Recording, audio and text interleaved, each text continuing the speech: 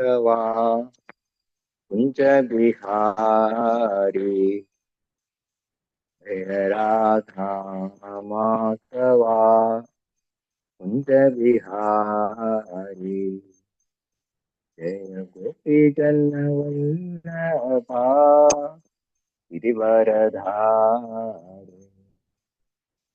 जय गोपी जन वल्लभा गिरिवरधारी यशोदानंदन व्रज जनरंजन यशोदानंदन व्रज जनरंजन यमुना तीरावनचारी यमुना तीरावनचारी जय राधा माधवा कुंज बिहारी जय राधा माधवा कुंज बिहारी जय गोपी जन वल्लभा गिरिवरधारी जय गोपी जन वल्लभा गिरिवरधारी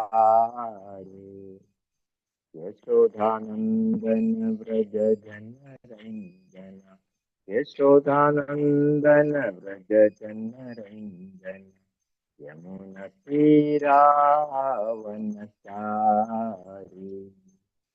यमुना तीरावनचारी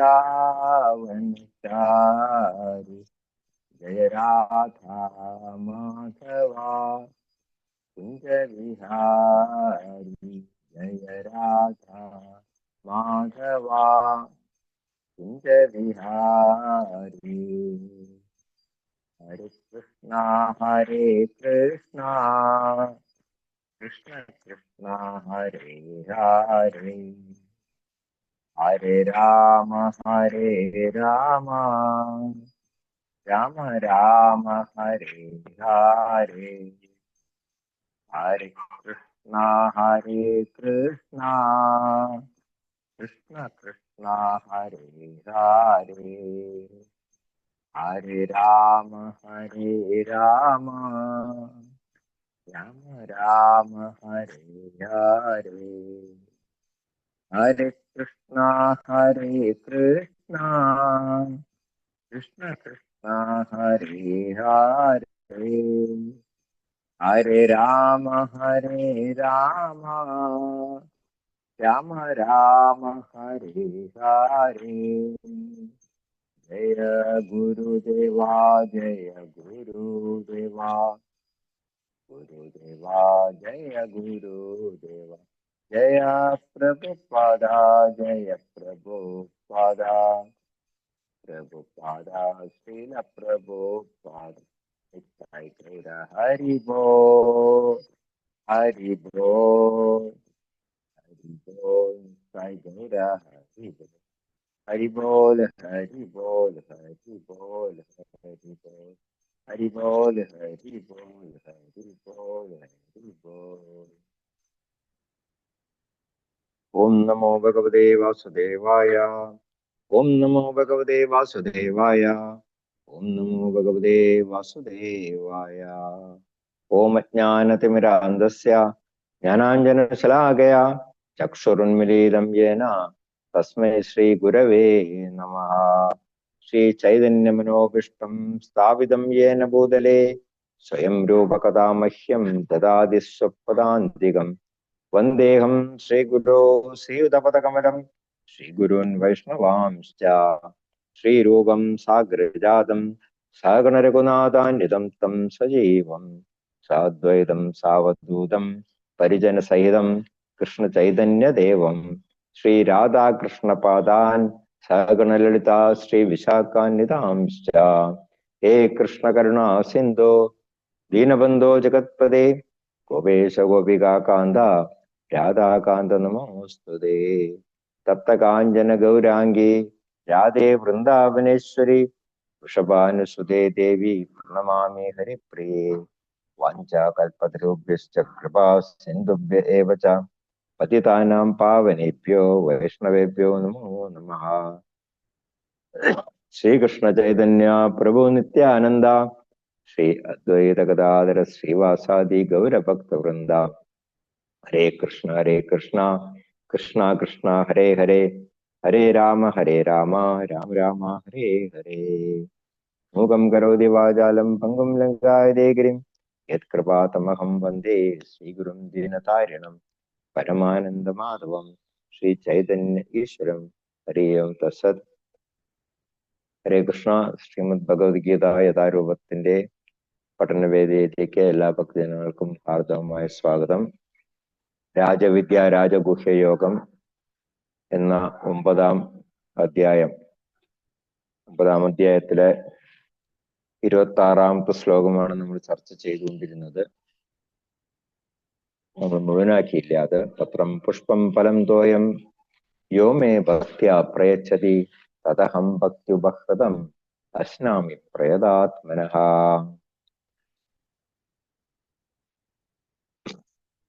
ഒരു ഇലയോ അല്ലെങ്കിൽ പുഷ്പമോ ഫലമോ വെള്ളമോ ആരാണ് എനിക്ക് ഭക്തിയോടുകൂടി സമർപ്പിക്കുന്നത്, അങ്ങനെ അശുദ്ധമായിട്ടുള്ള അവബോധത്തോടു കൂടിയിട്ട് ഭക്തി പുരസ്സരം സമർപ്പിക്കുന്നത് എന്തും ഞാൻ സ്വീകരിക്കും എന്നാണ് ഭഗവാൻ ഈ ശ്ലോകത്തിൽ പറഞ്ഞത്. നമ്മള് തുളസിയിലയുടെ മഹാത്മ്യം, ഭഗവാന് തുളസിയില സമർപ്പിക്കുന്നതിന്റെ പ്രാധാന്യം എന്താണെന്നുള്ളതിനെ കുറിച്ചിട്ട് ചർച്ച ചെയ്തിട്ടാണ് നമ്മൾ നിർത്തിയത്. പിന്നെ പറയുന്നത് എന്താണ്? പുഷ്പം. തൻ്റെ ഭക്തൻ നൽകുന്ന ഒരു കൊച്ചു പുഷ്പം കൂടി അദ്ദേഹം അത് സ്വീകരിക്കാൻ തയ്യാറാണ്. നമ്മുടെ ഭൗതിക പ്രകൃതിയിൽ നോക്കിക്കഴിഞ്ഞിട്ടുണ്ടെങ്കിൽ നമുക്ക് എണ്ണമറ്റ തരത്തിലുള്ള പുഷ്പങ്ങൾ നമുക്ക് കാണാനായിട്ട് സാധിക്കും. അത് ഓരോ സീസൺ അനുസരിച്ചിട്ടുള്ള പുഷ്പങ്ങൾ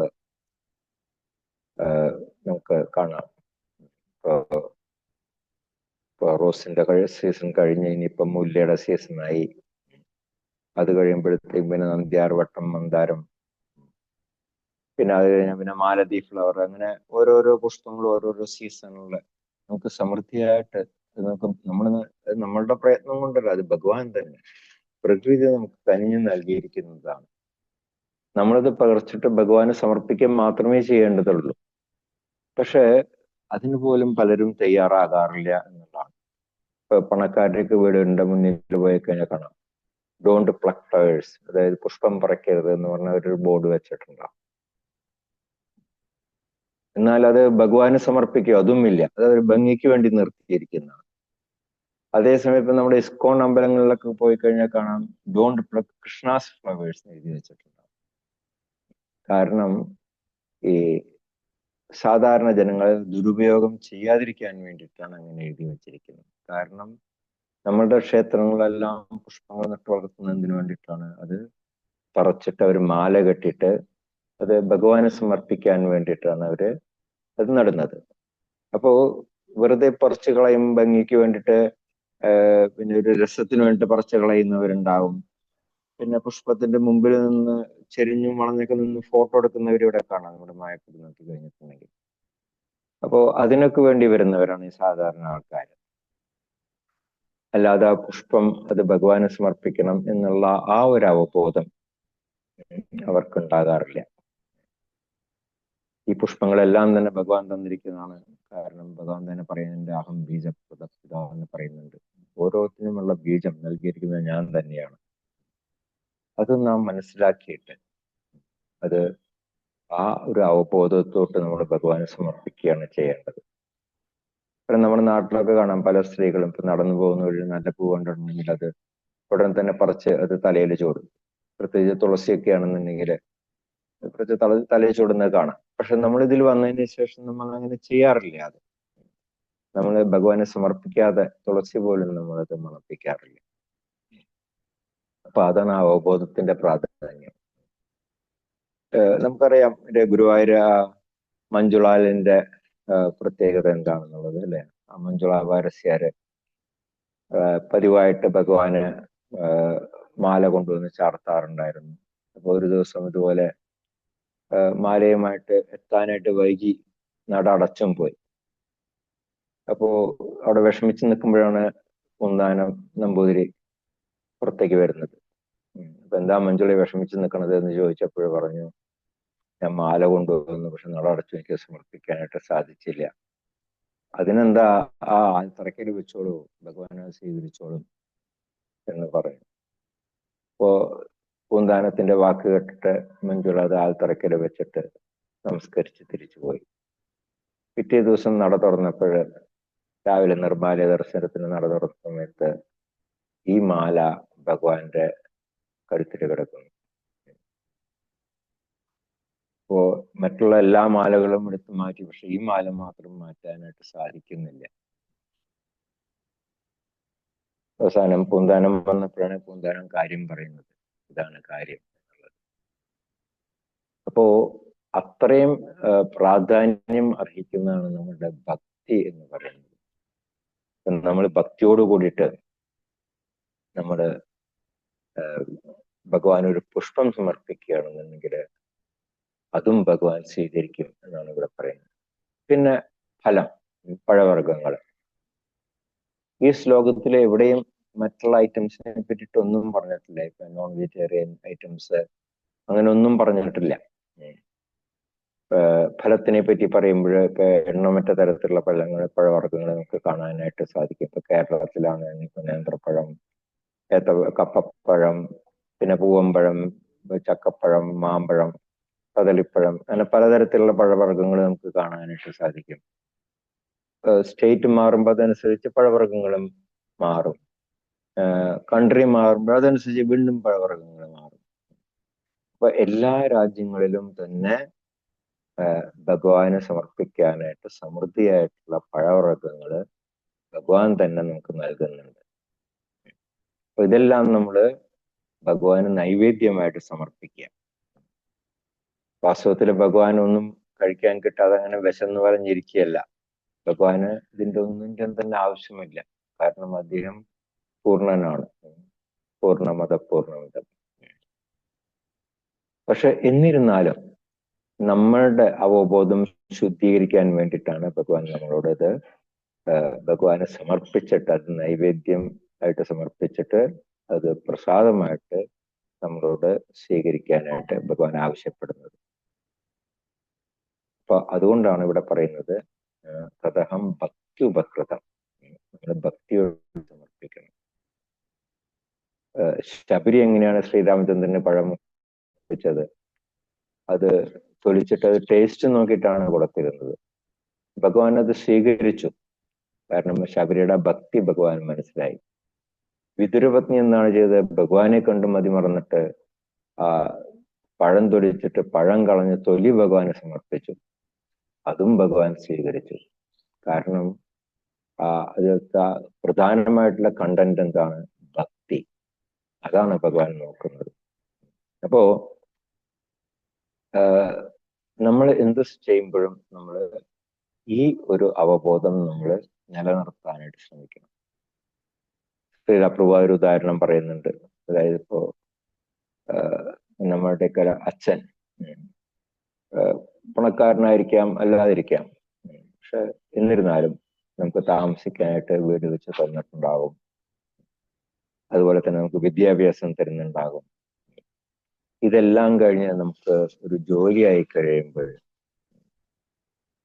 നമ്മൾ ഒരു ജോഡി വസ്ത്രം, അല്ലെങ്കിൽ ഇപ്പൊ അച്ഛനെ ധരിക്കാനായിട്ട് ഒരു ജോഡി ചെരുപ്പ്, അല്ലെങ്കിൽ ഒരു നല്ലൊരു കണ്ണട, ഇതൊക്കെ കൊണ്ടുപോയി സമർപ്പിക്കുമ്പോൾ ആ അച്ഛന് എത്രത്തോളം സന്തോഷമുണ്ടാകും എന്നുള്ളതിനെ കുറിച്ച് നമ്മൾ ചിന്തിക്കണം. ഇതെല്ലാം നമുക്ക് തന്നെ അനുഭവമുള്ള കാര്യങ്ങളാണ്. വാസ്തവത്തിൽ അച്ഛന് അതിൻ്റെ ഒന്നും ആവശ്യം തന്നെയില്ല. കാരണം അദ്ദേഹത്തിന് ജീവിക്കാനുള്ള അദ്ദേഹം സമ്പാദിച്ചിട്ടുണ്ട്. പക്ഷെ എന്നിരുന്നാലും തൻ്റെ മകൻ സ്നേഹത്തോട് തരുമ്പോൾ ആ അച്ഛനുണ്ടാകുന്ന സന്തോഷം അത് വളരെ വലുതാണ്. അതുപോലെ തന്നെയാണ് ഭഗവാൻ. ഭഗവാന്റെ എല്ലാം നമുക്ക് നൽകിയിട്ടുണ്ട്. അപ്പോ അതും നമ്മൾ ഭഗവാന് സമർപ്പിക്കുമ്പോൾ ഭഗവാൻ ഉണ്ടാകുന്ന സന്തോഷം എന്താണ് എന്നുള്ളത് അത് നമുക്ക് പറഞ്ഞറിയിക്കാനായിട്ട് സാധിക്കില്ല. പിന്നെ തോയം, ത്വയം എന്ന് പറഞ്ഞിട്ടുണ്ടെങ്കിൽ വെള്ളം. വളരെ സിമ്പിൾ ആയിട്ടുള്ള കാര്യമാണ്. ഒരു ഗ്ലാസ് വെള്ളം എടുത്തിട്ട് ഭഗവാനെ സമർപ്പിക്കാനായിട്ട് എന്തെങ്കിലും പ്രയാസമുണ്ടോ? നമ്മളൊക്കെ സാധാരണ വീട് വയ്ക്കുമ്പോൾ ആദ്യം തന്നെ കിണർ കുത്തിയിട്ടാണ് വീട് പണി തുടങ്ങുന്നത് തന്നെ. ഇന്നത്തെ കാലത്തൊക്കെ പഞ്ചായത്ത് വാട്ടർ സപ്ലൈ അല്ലെങ്കിൽ ഇതിന് ബോട്ടിൽ വാട്ടർ ബിസലേരി അങ്ങനെയുള്ള വെള്ളം നമുക്ക് കിട്ടുന്നുണ്ട്. എന്തൊക്കെ തന്നെയായാലും വെള്ളമില്ലാത്ത വീടുണ്ടാകില്ല. ഇതൊന്നും തന്നെ കിട്ടിയില്ല. ഇപ്പോ തുളസി ഇല കിട്ടിയില്ല, പൂവ് കിട്ടിയില്ല, പഴം കിട്ടിയില്ല എന്നുണ്ടെങ്കിൽ ഒരു ഗ്ലാസ് വെള്ളമെങ്കിലും നമുക്ക് ഭഗവാന് സമർപ്പിക്കാമല്ലോ.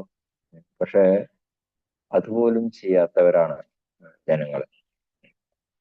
നമ്മളൊക്കെ ഗംഗയിൽ കുളിക്കാൻ പോകുമ്പോൾ നമ്മൾ വീട്ടിൽ നിന്ന് വെള്ളം കൊണ്ടുപോയിട്ടല്ല നമ്മൾ തർപ്പണം ചെയ്യുന്നത്. ആ ഗംഗയിൽ നിന്ന് തന്നെ കൈക്കുമ്പോൾ വെള്ളം എടുത്തിട്ട് അത് തന്നെയാണ് നമ്മൾ ഗംഗാദേവിക്ക് തർപ്പണം ചെയ്യുന്നത്.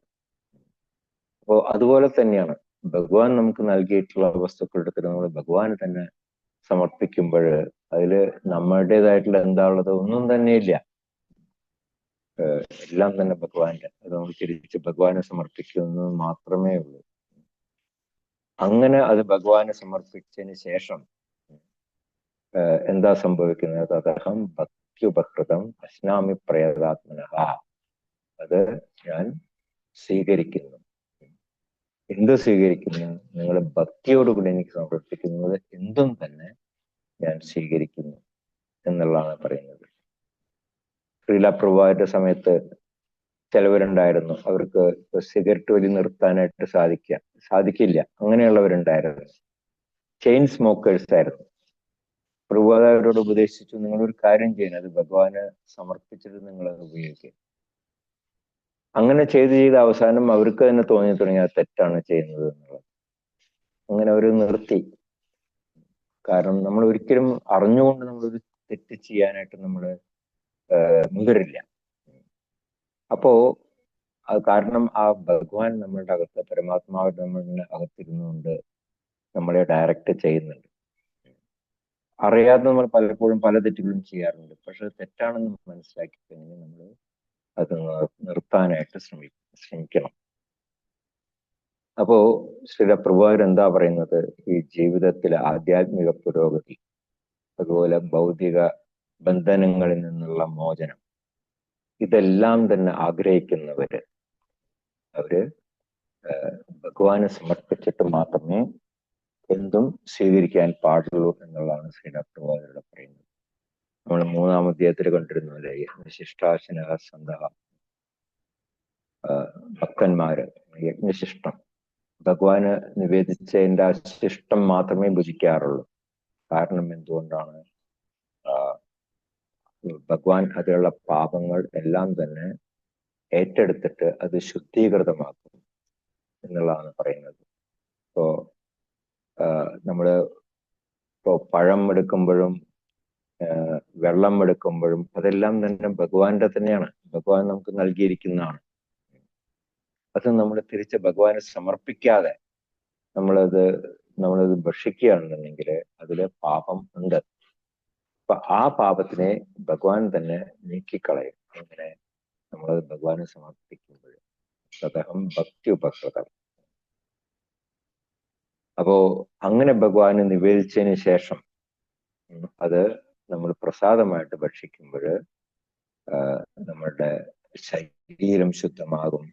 നമ്മുടെ മസ്തിഷ്കത്തിലെ ചിരകള് അതെല്ലാം ശുദ്ധമായിട്ട് തീരും. എല്ലാറ്റിലും ഉപരിയായിട്ട് നൈവേദ്യം, അത് പ്രേമഭാവത്തോട്ട് നമ്മളത് ഭഗവാനെ സമർപ്പിക്കണം എന്നുള്ളതാണ് ഇവിടെ പറയുന്നത്.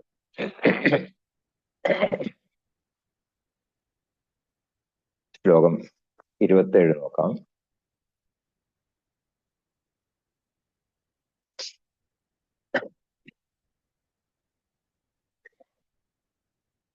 യത് കരോഷി യദസ്നാസി യജ്ജുഹോഷി ദദാസി യത് തപസ്യസി കൗന്ദേയ തത് കുരുഷാമതർപ്പണം. യത് കരോഷി യദസ്നാസി യജ്ജുഹോഷി ദദാസി യത് തപസ്യസി കൗന്ദേയ തത് കുരുഷ്വാമതർപ്പണം. യത് കരോഷി യദസ്നാസി യജ്ജുഹോഷി ദദാസി യത് തപസ്യസി കൗന്ദേയ തത് കുരുഷ്വാമതർപ്പണം.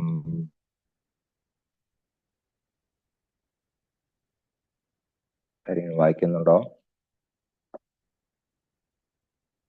ഹരേ കൃഷ്ണ. ഓം നമോ ഭഗവതേ വാസുദേവായ.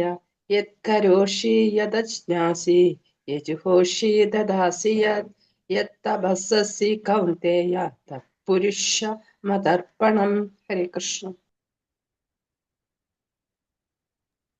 ഹരേ കൃഷ്ണ പ്രഭു. ഹരേ കൃഷ്ണ. ഓം നമോ ഭഗവതേ വാസുദേവായ. യത് കരോഷി യജ്ഞാസി യജ്ഞോഹോഷി ദദാസി യത് തപ്സസി കൗന്ദേയ തത് കുരുഷ്വമദർപ്പണം. ഹരേ കൃഷ്ണ. ഹരേ കൃഷ്ണ. ഹരേ കൃഷ്ണ പ്രഭുജി. ഓം നമോ ഭഗവതേ വാസുദേവായ. യത് കരോഷി യദസ്നാസി യജ്ഞോഹോഷി ദദാസി യത് തപസ്യസി കൗന്ദേയ തത്കുരുഷ്യ മദർപ്പണം. ഹരേ കൃഷ്ണ. ഹരേ കൃഷ്ണ മഹാപ്രഭു. ഹരേ കൃഷ്ണ. യത് കരോഷി യദസ്നാസി യജ്ജുഹോഷി ദദാസി യത് തപസ്യാസി കൗന്ദേയ തത് കുരുഷ്വ മദർപ്പണം. ഹരേ കൃഷ്ണ.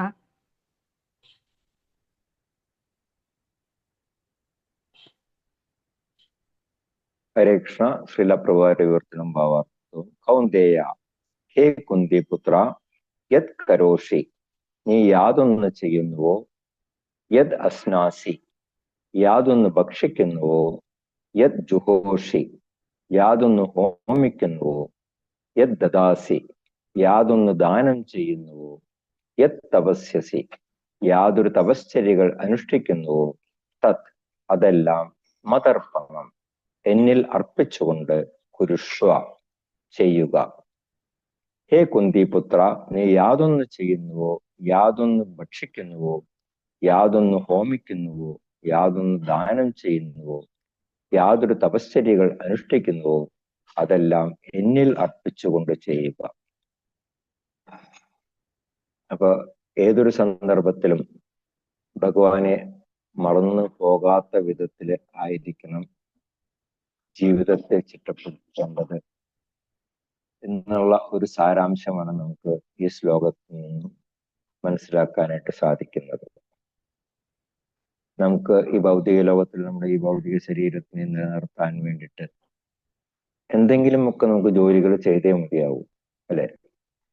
ചിലവര് ഈ പാടത്ത് പണിയെടുക്കാൻ പോകും, പറമ്പ് കളയ്ക്കാൻ പോകും, ചിലവര് വണ്ടി ഓടിക്കാൻ പോകും, ചിലവർ ഓഫീസ് ജോലിക്ക് പോകും. എല്ലാവർക്കും ഏതെങ്കിലും തരത്തിലുള്ള ജോലികളെല്ലാം ചെയ്യണം. അതിനെല്ലാം അതിൻ്റെതായിട്ടുള്ള കഷ്ടപ്പാടുകളും ഉണ്ടായിരിക്കും. ഒരു ജോലിയും സുഖകരമല്ല ഈ ഭൗതിക ലോകത്തിൽ. പക്ഷെ നമ്മളത് ഭഗവാനെ സമർപ്പിച്ചുകൊണ്ട് നമ്മൾ ചെയ്യുക. അതാണ് പറഞ്ഞത് യത് കരോഷി, യാതൊന്നും ചെയ്യുന്നത്. നമ്മൾ അങ്ങനെ ഏതെങ്കിലും ഈ ജോലി ചെയ്യുമ്പോൾ നമ്മളത് ഭഗവാനെ സമർപ്പിച്ചുകൊണ്ട് ചെയ്യുകയാണെന്നുണ്ടെങ്കിൽ നമുക്ക് അതിൻ്റെ കാഠിന്യം വളരെ കുറയുന്നതും അതുപോലെ തന്നെ നമുക്ക് അത് വളരെ എളുപ്പമായിട്ട് ചെയ്തു തീർക്കാൻ സാധിക്കുകയും ചെയ്യും എന്നുള്ളതാണ് ഭഗവാൻ പറയുന്നത്. ചൈതന്യ ചരിതാമത്തിലെ ശ്ലോകമുണ്ട്, കഥാഞ്ജന സ്മൃതേയസ്മിൻ ദുഷ്കരം സുകരം ഭവേത് വിസ്മൃതേ വിപരീതം സ്യാത് ശ്രീ ചൈതന്യം നമാമിതം എന്ന് പറയുന്നത്. അതായത് ചൈതന്യ മഹാപ്രഭുവിനെ ഓർത്തുകൊണ്ട് എന്തെങ്കിലും നമ്മൾ പ്രവൃത്തികൾ ചെയ്യുകയാണെന്നുണ്ടെങ്കിൽ ദുഷ്കരം സുഖരം ഭവേത്, ദുഷ്കരമായിട്ടുള്ള പ്രവൃത്തികൾ പോലും സുഖകരമായിട്ട് തീരും. മറിച്ച് വിസ്മൃതേ വിപരീതം സ്യാത്, നമ്മുടെ ചൈതന്യ മഹാപ്രഭുവിനെ ഓർക്കാതാണ് നമ്മൾ ചെയ്യുന്നതെന്നുണ്ടെങ്കിൽ ഏറ്റവും എളുപ്പമുള്ള കാര്യങ്ങൾ പോലും ബുദ്ധിമുട്ടായിട്ട് തീരും എന്ന് പറയുന്നുണ്ട്. അപ്പോൾ ഭഗവാനെ ഓർത്തുകൊണ്ട്, ഭഗവാനെ മനസ്സിൽ കരുതിക്കൊണ്ട് നമ്മൾ നമ്മളുടെ പ്രവൃത്തികൾ ചെയ്യണം. അതായത് സദാസമയവും നമ്മളുടെ ഏതൊരു പ്രവൃത്തിയിലും ഭഗവാൻ നമ്മളുടെ മനസ്സിലുണ്ടാകണം എന്നുള്ളതാണ് ഇവിടെ പറയുന്നത്.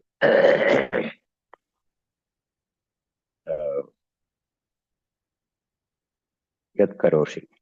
ഇപ്പോ ഒരു ഉദാഹരണം പറയുകയാണെന്നുണ്ടെങ്കിൽ, പണ്ട് മിഡിൽ ഈസ്റ്റിലെ ഒരു ഭക്തനുണ്ടായിരുന്നു. ഇപ്പോഴും അദ്ദേഹം, ഞാൻ പേര് പറയുന്നില്ല, അദ്ദേഹം ഒരു സിഗരറ്റ് കമ്പനിയിലത്തെ ഫൈനാൻസ് മാനേജറായിരുന്നു.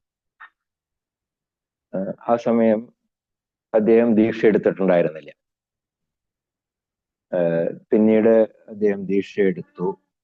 2000 വർഷത്തിൽ അദ്ദേഹം, ഞങ്ങൾക്ക് ഒരുമിച്ച് ദീക്ഷ എടുത്തു. അപ്പോ ഗുരുമാരായ ദീക്ഷ എടുത്ത സമയത്ത് അദ്ദേഹം പറഞ്ഞു, ഞാൻ ജോലി ചെയ്യുന്നത് ഒരു സിഗരറ്റ് കമ്പനിയിലാണ്. നമ്മളുടെ ഇത് പ്രകാരം ഈ 4 യമനിയമങ്ങൾ പാലിക്കണം എന്നുണ്ടെങ്കിൽ ഞാൻ ചെയ്യുന്ന പ്രവൃത്തി ഇതാണല്ലോ, അപ്പൊ എന്ത് ചെയ്യും എന്ന് ചോദിച്ചു. അപ്പൊ ഗുരുമാരെ, നീ വിഷമിക്കേണ്ട, ഈ ഹരേ കൃഷ്ണ മഹാമന്ത്രം പൂർണ്ണമായും മനസ്സിൽ ജപിച്ചുകൊണ്ട് നീ നിന്റെ ജോലി ചെയ്യേ, ഭഗവാനെ സ്മരിച്ചുകൊണ്ട് ജോലി ചെയ്യാനായിട്ട് പറഞ്ഞു. അങ്ങനെ അദ്ദേഹം അത് തുടർന്നു. പക്ഷെ വളരെ എളുപ്പത്തിൽ തന്നെ 1-2 മാസത്തിനുള്ളിൽ തന്നെ അദ്ദേഹം എമിറേറ്റ്സ് എയർലൈൻസിലെ ഫൈനാൻസ് മാനേജറായിട്ട് ജോലി കിട്ടിപ്പോയി. അപ്പോ അതാ പറയുന്നത്, ദുഷ്കരം സുഖരം ഭവേ, ബുദ്ധിമുട്ടുള്ള കാര്യങ്ങൾ പോലും വളരെ എളുപ്പത്തിൽ നമുക്ക് ചെയ്യാനായിട്ട് സാധിക്കും. അപ്പൊ ഭഗവാന്റെ കൃപ അങ്ങനെയുള്ളവർക്ക് എപ്പോഴും ഉണ്ടാകും. പിന്നെന്താ പറയുന്നത്, യത് അസ്നാസി, യാതൊന്ന് ഭക്ഷിക്കുന്നുവോ, നമ്മൾ നേരത്തെ പറഞ്ഞതുപോലെ നമ്മളെല്ലാവരും ഭക്ഷണം കഴിക്കുന്നുണ്ട്. പക്ഷേ ഭക്തനെ സംബന്ധിച്ചിട്ട് അത് ഭഗവാനെ നിവേദിച്ചിട്ട് അത് പ്രസാദമായിട്ട് മാത്രമേ നമ്മളത് ഭഗവാന്റെ അടുത്ത് സ്വീകരിക്കുകയുള്ളൂ. അതാണ് യഥാസ്നാസി എന്ന് പറയുന്നത്. നമ്മളത് ഭഗവാനെ സമർപ്പിച്ചിട്ട് നമ്മൾ ഏതൊരു പ്രസ്ഥാനത്തിലും നമുക്ക് കാണാനായിട്ട് സാധിക്കും. കഴിക്കുന്നതിന് മുമ്പ് അവര് മന്ത്രം ചൊല്ലിയിട്ടേ അവര് കഴിക്കുള്ളൂ. ഞാൻ ഒരു ഉദാഹരണം പറയാൻ ഒരു പണ്ട് ഒരു 1991-92 തോന്നുന്നു, ഞാൻ ഗുജറാത്തിലായിരുന്ന സമയത്ത് പോലെ രാജ്കോട്ട് ബിഷപ്പിന്റെ പാലസിൽ പോകുന്നുണ്ടായി. അപ്പോ ഓഫീസ് വർക്കിന് വേണ്ടി പോയതാണ്. അപ്പോ ഓഫീസ് വർക്കെല്ലാം കഴിഞ്ഞപ്പോ ബിഷപ്പ് പറഞ്ഞു, നമുക്ക് ഒരുമിച്ചിരുന്ന് ഭക്ഷണം കഴിക്കാം, എന്നിട്ട് നിങ്ങൾ പോയാൽ മതി. അന്ന് പിന്നെ കൃഷ്ണാവബോധത്തിലൊന്നും വന്നിട്ടില്ല. അദ്ദേഹത്തിന്റെ കൂടെ ഞങ്ങൾ എല്ലാവരും കൂടെ ഇരുന്നു. ഒരു വലിയൊരു നീളത്തിലുള്ള ഡൈനിങ് ടേബിൾ, അതിന്റെ ചുറ്റും അവിടുത്തെ അന്തേവാസികളും പിന്നെ ഞാനും വൈഫും ഉണ്ടായിരുന്നു. അപ്പൊ ഞങ്ങൾ ചുറ്റും ഇരുന്ന് അങ്ങനെ ഒരു യേശുക്രിസ്തുവിനെ പ്രൈസ് ചെയ്തതിന് ശേഷമാണ് ഞങ്ങളെല്ലാവരും കഴിച്ചത്. അപ്പൊ ഏതൊരു മതത്തിലും അതുണ്ട്. അപ്പോ ഭഗവാനെ സ്മരിച്ചുകൊണ്ട് നമ്മൾ ആഹരിക്കുക, അതാണ് പ്രധാനം. പിന്നെ യദ് ദദാസി യദ് ജുഹോഷി, നമ്മൾ യാതൊന്ന് ഹോമിക്കുന്നു. നമ്മള് പല കാര്യങ്ങൾക്കും നമ്മൾ ഹോമങ്ങളൊക്കെ അനുഷ്ഠിക്കാറുണ്ട്. അപ്പൊ അതെല്ലാം തന്നെ ഭഗവാന് സമർപ്പിക്കണം. കാരണം യജ്ഞോവൈ വിഷ്ണു എന്ന് വേദങ്ങൾ പറയുന്നുണ്ട്. യജ്ഞം എന്ന് പറഞ്ഞിട്ട് അത് വിഷ്ണു തന്നെയാണ്. അപ്പൊ ഭഗവാന് യജ്ഞത്തിൽ സമർപ്പിക്കണം. അതിന്റെ ശിഷ്ടം വേണം നമ്മൾ ഭക്ഷിക്കാനായിട്ട്. അതാണ് പറയുന്നത് യജ്ജുഹോഷി. പിന്നെ പറയുന്നത് എന്താണ്, യദ് ദദാസി, നമ്മൾ യാതൊരു ദാനമാണ് ചെയ്യുന്നത്. ദാനം എന്ന് പറയുന്നത് കർമ്മകാണ്ഡ പ്രകാരം അതൊരു ഫലോദിഷ്ട കർമ്മമാണ്. അപ്പൊ അതുകൊണ്ട് തന്നെ അതിന് റിയാക്ഷനും ഉണ്ടാകും. ശ്രീല പ്രഭുവാര് പറയുന്നുണ്ട്, ഇപ്പൊ ഇന്ന് നമ്മള് ഒരാൾക്കൊരു 100 രൂപ ദാനം ചെയ്തു എന്ന് വിചാരിക്കുക. അപ്പോ നമ്മൾ വിചാരിക്കും നമ്മളൊരു നല്ലൊരു പ്രവൃത്തിയില്ലേ ചെയ്ത്, ദാനമല്ലേ ചെയ്തത് എന്ന് വിചാരിക്കും. പക്ഷെ അവിടെ തീർന്നില്ല അതിന്റെ ചരിത്രം. കാരണം ഈ ദാനം കൊടുത്ത തുക നമുക്കത് തിരിച്ചു വാങ്ങിക്കാനായിട്ട് നമ്മൾ വീണ്ടും ഒരു ജന്മം സ്വീകരിക്കേണ്ടി വരും. ചില ലെക്ചറിൽ പറഞ്ഞതാണത്. നമ്മളിപ്പോ ഒരാൾക്ക് 100 രൂപ ഈ ജന്മത്തിൽ ദാനം ചെയ്തു എന്നുണ്ടെങ്കിൽ വീണ്ടും നമ്മളൊരു ജന്മം സ്വീകരിക്കേണ്ടി വരും. അടുത്ത ജന്മത്തിൽ അതിന്റെ പലിശ അടക്കം നമ്മൾ 400 രൂപ അയാളിൽ നിന്ന് സ്വീകരിക്കുകയും ചെയ്യും.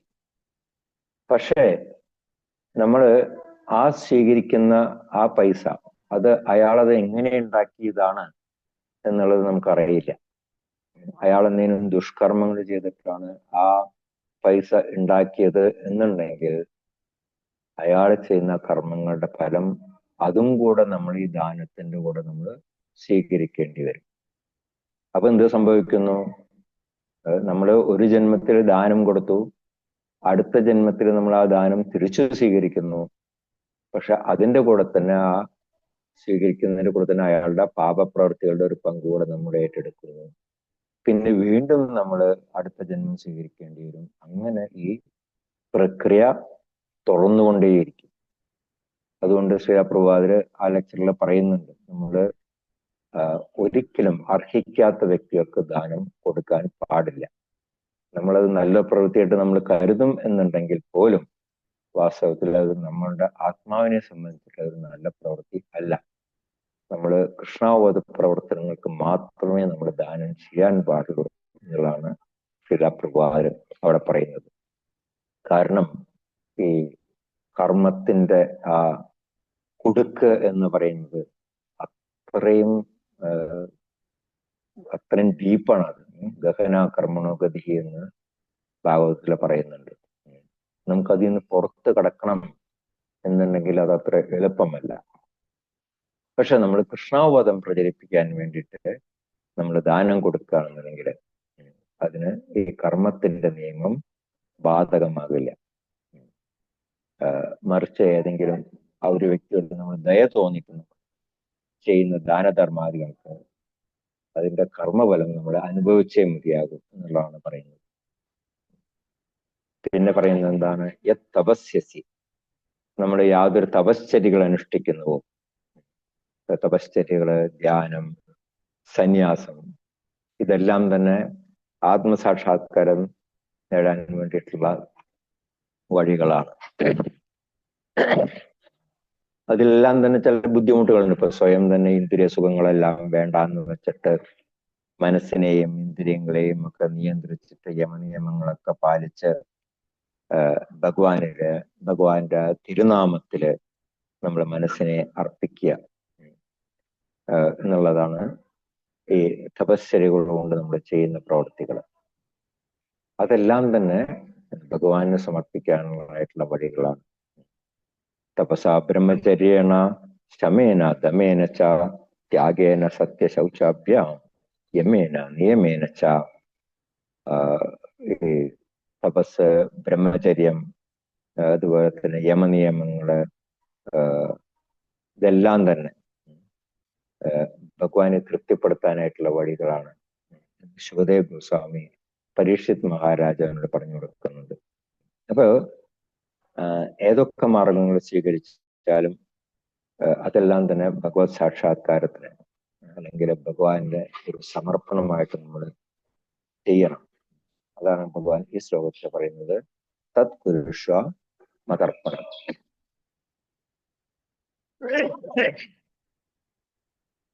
നമുക്ക് ഇന്ന് ഇവിടെ നിർത്താം. റെക്കോർഡിംഗ് സ്റ്റോപ്പ് ചെയ്തോളൂ.